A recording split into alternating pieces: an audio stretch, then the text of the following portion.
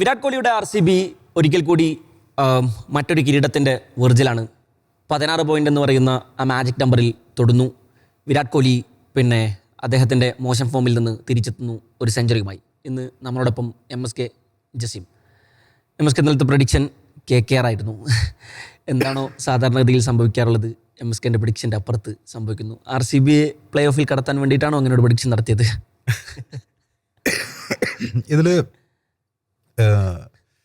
KKR കൃത്യമായിട്ടും അവരുടെ കയ്യിലുള്ള വിഭവങ്ങളെ എങ്ങനെ യൂസ് ചെയ്യുന്നു എന്നുള്ളത് കൃത്യമായിട്ട് യൂസ് ചെയ്യുകയായിരുന്നെങ്കിൽ ഒരുപക്ഷെ അവർ ജയിക്കുമായിരുന്നു. പക്ഷേ അപ്പുറം ചേസ് മാസ്റ്ററായ വിരാട് കോഹ്ലി ഫോമിലേക്ക് എത്തി എന്നുള്ളതാണ് ഏറ്റവും പ്രധാനം. കാരണം അദ്ദേഹത്തിൻ്റെ ചേസിങ് എബിലിറ്റിയെക്കുറിച്ച് നമുക്കറിയാം.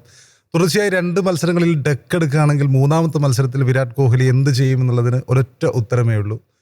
ഫോമിലേക്ക് അദ്ദേഹം തിരിച്ചു വരും. May be it's century or century plus. Out of form അല്ല, ഔട്ട് ഓഫ് റൺസ് ആണ്. അത് നമുക്കറിയാം. കഴിഞ്ഞ വർഷം ഓസ്ട്രേലിയക്കെതിരെയുള്ള സീരീസിൽ അദ്ദേഹം 2 തവണ ഡക്കിന് പുറത്തായി. അടുത്ത മത്സരത്തിൽ ഒരു 74 വരുന്നു.